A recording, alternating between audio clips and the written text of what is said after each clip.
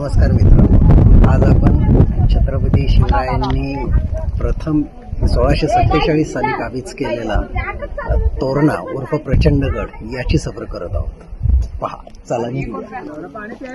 8:35 ला आपण चढाई करायला सुरुवात करत आहोत.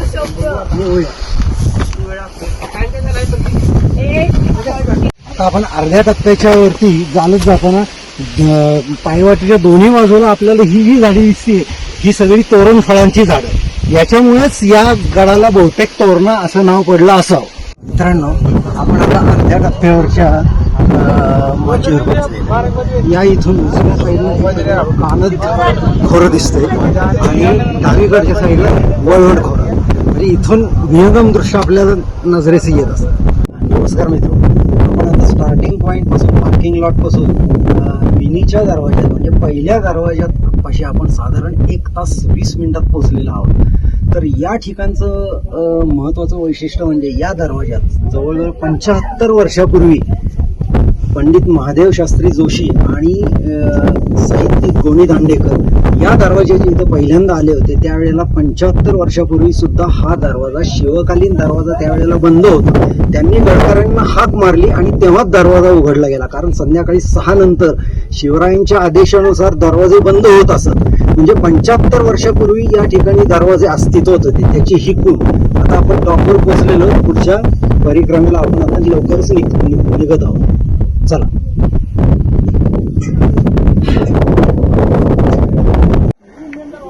आता आपण जवळजवळ दुसऱ्या दरवाजेपाशी पोहोचलेलो आहोत. या ठिकाणाहून आपल्याला येळवण धरण आणि कानद नदीचं खोरं आपल्याला दिसून येतंय असं. आणि या दरवाजाचं स्पेसिफिकेशन म्हणजे असं आहे की या ठिकाणाहून आपण, याला कोठी दरवाजा म्हणतात, या ठिकाणाहून आपण डायरेक्ट हा बालेकिल्ला समजला जातो. आणि कोठी दरवाज्यातून बालेकिल्ल्यात प्रयाण करताना एक स्पेसिफिकेशन असं द्यावंसं वाटतं की हा एकमेव किल्ला महाराष्ट्रातला आहे की या ठिकाणी बाकी कुठल्याही ठिकाणी खालच्या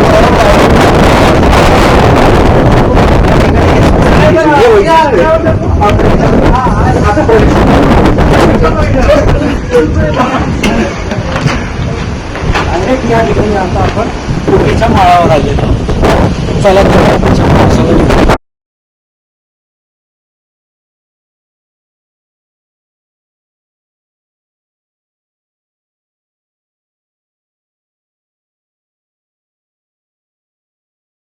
कोठी दरवाज्यातून आपण सरळ माळावरती सगळ्यात टॉपला असलेल्या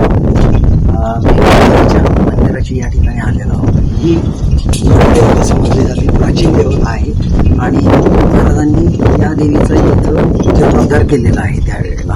याच्या समोरच तुम्हाला सतीच्या शिळा दिसतील. या सतीच्या सगळ्या शिळा आहे त्याही आपण पुढे जाताना पाहूया. आता देवीच्या दर्शनाला निघतोय.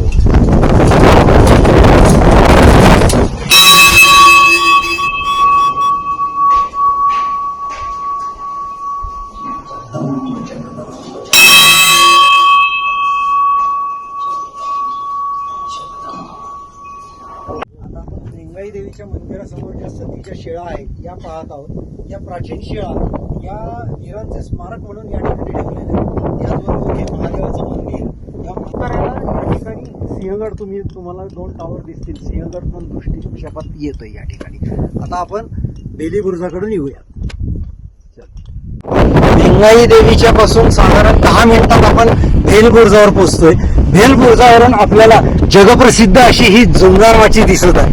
या माचीचं वैशिष्ट्य म्हणजे ही शिवरायांनी 1647 साली बांधून घेतली आणि ही बांधताना असं अद्भुत कौशल्य किंवा तंत्रज्ञान वापरलं ते आजही ब्रिटिश तंत्रज्ञान किंवा युरोपियन ठीक वाटतंय. तुम्ही जर नीट दिसून येतो जर एखादी आडवी ठेवली त्या नळ्यांचा भाग किंवा ट्रिगरचा भाग जो दिसून येतोय त्याप्रमाणे आपल्याला ती दिसते. आणि ती पाहिलं जगातून महत्वाचे ठिकाण पाहण्यासाठी लोक येतच असतात. तर आपण आता त्या ठिकाणी आहोत. चला तर आपण वेली बुरुजाच्या खाली येतो. हा वेली बुरुज इथे उतरून या ठिकाणी सगळ्यात शेवटचा ही झुंजारमाची दिसते स्वराज्याची राजधानी. त्याच्यानंतर आता या ठिकाणी झुंजारमाची ब्रिटिश ऑफिसर जेम्स डगलस भेट दिली. तर त्यांनी सर्वोच्च स्थानात पोहोचल्यानंतर त्यांचं असं माहीत पडलं त्यांनी एक विधान केलं होतं, जर सिंहगड हे वाघाची सिंहाची गुहा असेल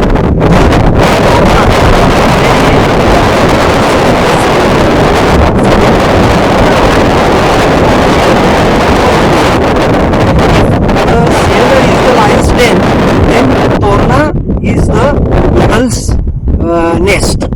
तर याच्याप्रमाणे त्याची ही उक्ती इथं आल्यानंतर खरंच सार्थ झाल्यासारखी वाटते. इतका स्वभावाचा इतका उत्तुंग दिसतो की अक्षरशः नजरा खिळून राहतात.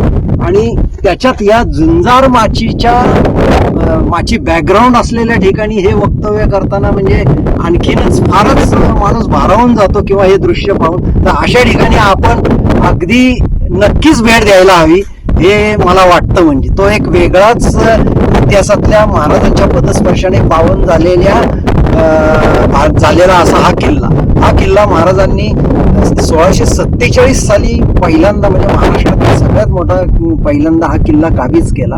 आणि या ठिकाणी महाराजांनी मुहूर्तमेढ स्वराज्याची रोखलेली आहे. या किल्ल्याला प्रचंडगड असं नाव दिलं. ते खरंच सार्थच असल्याचं म्हणावं असं.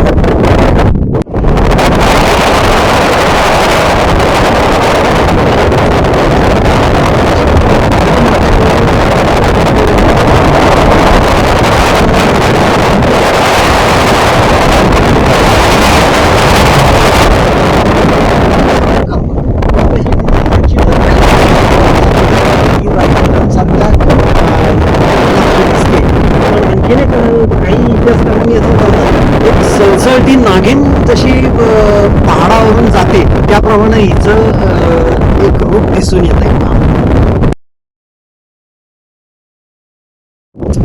वेली बुरुजाकडून ही जी तटबंदी आहे ही आपल्याला चीनच्या भिंतीसारखीच भासते. ही आपल्याला बरोबर झुंजारमाचीकडे घेऊन जाते. आपण आता कोकण दरवाजापासून आलेलो आहोत. कोकण दरवाजातून बुधला माची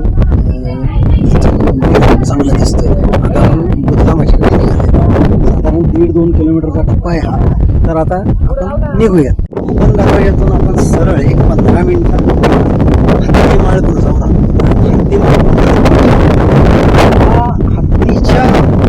हत्तीच्या पाण्यासारखं दिसतोय आणि त्याच्यामध्ये चिलखती कवच असलेला बुरुज बांधलेला आहे. पाहत असताना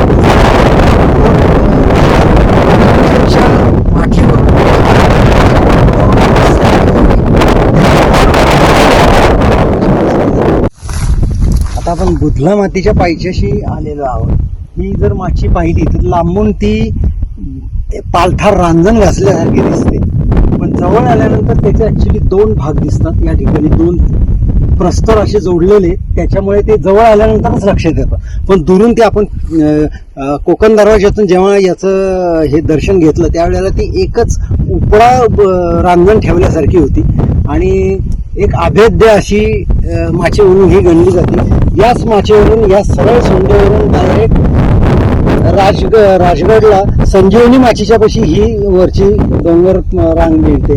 आणि इथून जाण्या येण्याचा पूर्वीचा अवघड असा कठीण रस्ता होता. हत्तीमाळ बुरुजातील अंतर्गत खोली तोरण्यावर आपण आता कोठी दरवाजातून आत आल्यानंतर डाव्या साईडला गडदेवता जी आहे ती तोरण जाईल आणि ही जी आहे ही सोम. तर या ठिकाणी ही प्राचीन देवता महाराजांनी 1647 साली ज्या वेळेस हा तोरणा काबीज केला विजापूरच्या आदिलशहाकडून त्यावेळेला या स्थानी जवळजवळ 22 हंडे मोरांनी भरलेले सापडले. या हंड्याचा विनियोग त्यांनी राजगड बांधणीसाठी आणि या प्राचीन तोरणगडाचा पुनर्बांधणीसाठी केला. तर या सापडलेल्या धनाचा वापर यांनी इतकी डागडुजी या गडाची केली. म्हणजे त्याचं महत्वाचं वैशिष्ट्य म्हणजे झुंजार माची. झुंजार माची हा तुम्हाला माहिती असेल तर मी मागे नमूद केल्याप्रमाणे अत्यंत उत्तम असा बांधकामाचा आविष्कार आहे. तर या धनाचा वापर त्यांनी स्वराज्याच्या एक अभेद्य असा किल्ला निर्माण करण्यासाठी केला आणि त्याची मुहूर्तमेढ रोवली. त्याच्यानंतर महाराजांनी या गडाचं नाव प्रचंडगड असंच ठेवलं. त्याप्रमाणे नावाप्रमाणेच हा खरोखरच अद्भुत असा प्रचंडगड आहे आणि तो आजही दिमाखात उभा आहे. तर असा हा प्रचंडगड खरोखरच नावाप्रमाणे अतिप्रचंड असलेला.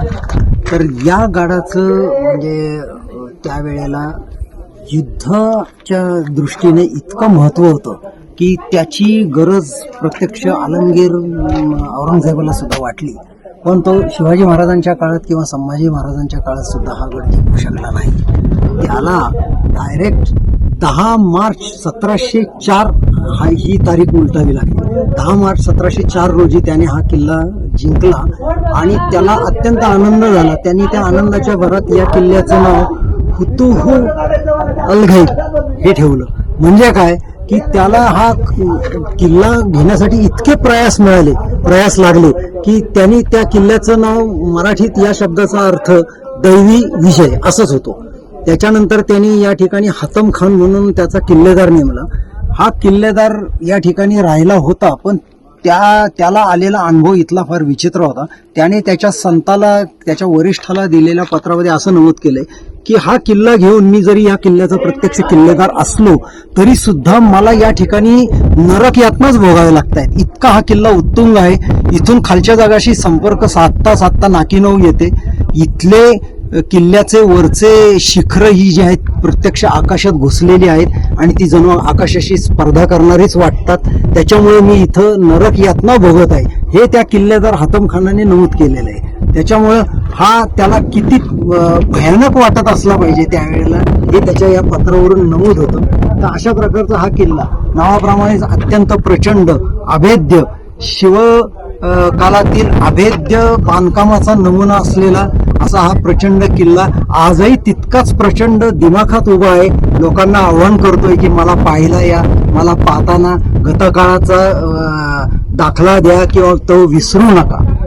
तर आपणही जरूर हा किल्ला संपूर्ण पाहायला या, याच्यावरचा एक रांगडा अनुभव घ्या.